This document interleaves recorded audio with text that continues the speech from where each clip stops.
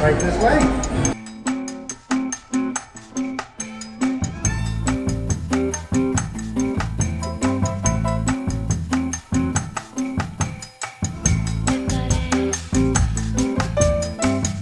This is the dog equivalent of fine dining.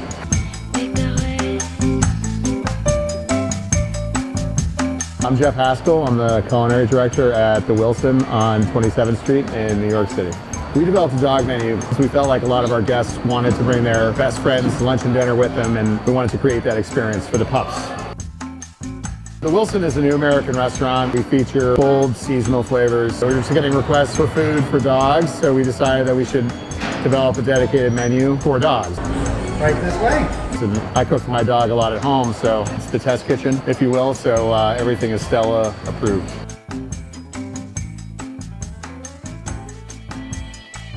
So when we told the chefs here at the Wilson that we were starting a dog menu, everyone was actually really excited. The team is currently developing a dog birthday cake and some other dog-type desserts.